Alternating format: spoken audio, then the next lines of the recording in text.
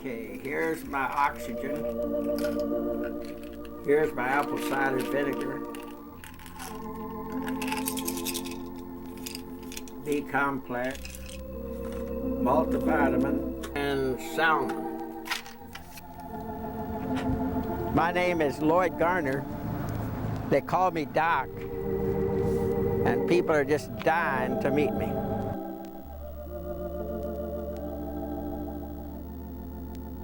A lot of people didn't know that I was in the cemetery pre-need planning sales, and sometimes they'd ask me what I did, and I'd tell them I was in the wholesale land business.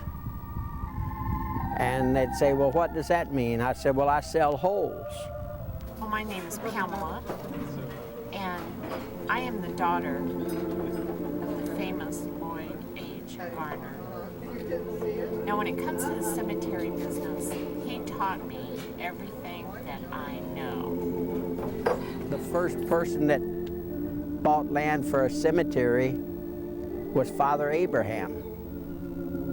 When he went into strange land, first thing he did when he got there for the tribes, he set up an altar to worship God, and then he bought cemetery property for the burial grounds for the members of his tribe.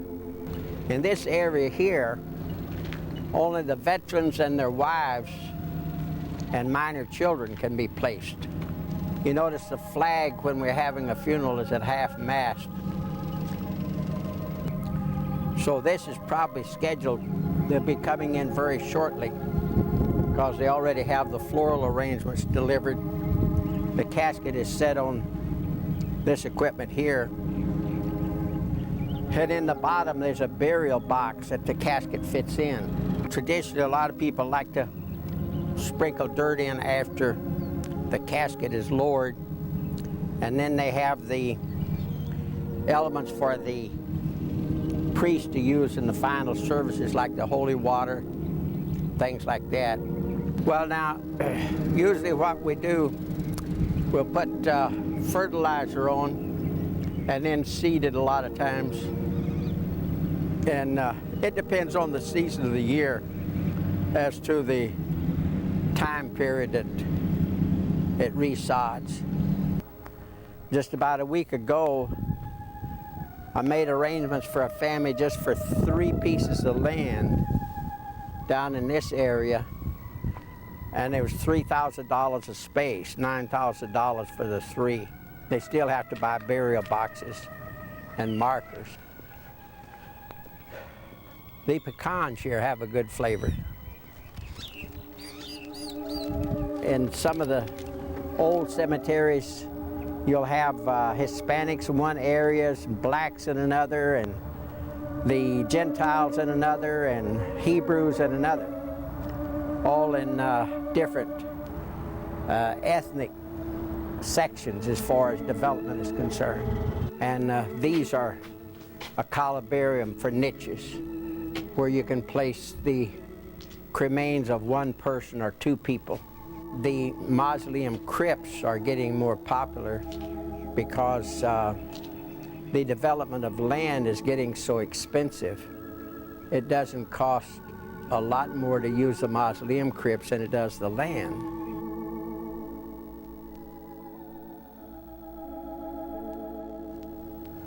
On this side, these are what we call corridors. And this side is set up where there's 2 people. It's a double-length crypt. On this side, there's single crypts. A lot of these families in here I've made arrangements for.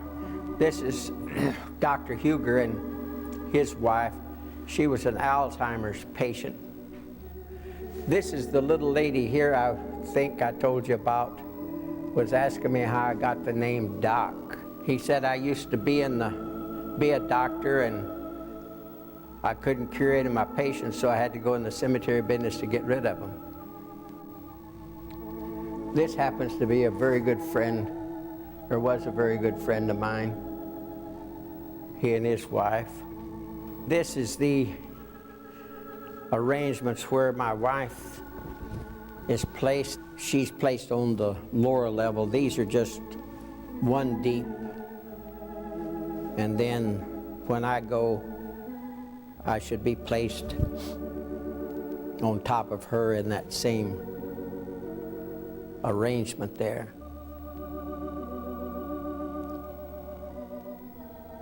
And then our daughter, Pamela Kay, has the arrangements right next to it.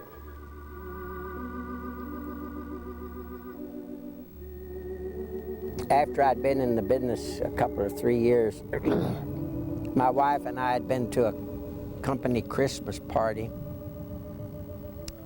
And we were on the way home, and she said, you know, I'm so thankful that you're doing what you're doing. Well, that really sparked something within me, because as far as I have found, that is the heart cry of most every mother and wife, that the family get these arrangements made. It's a real concern. Fellas don't seem to be too concerned about it, because they get busy and they make a lot of macho remarks. Oh, if something happens to me, throw me in the garbage, or burn me up, or throw me in the canal.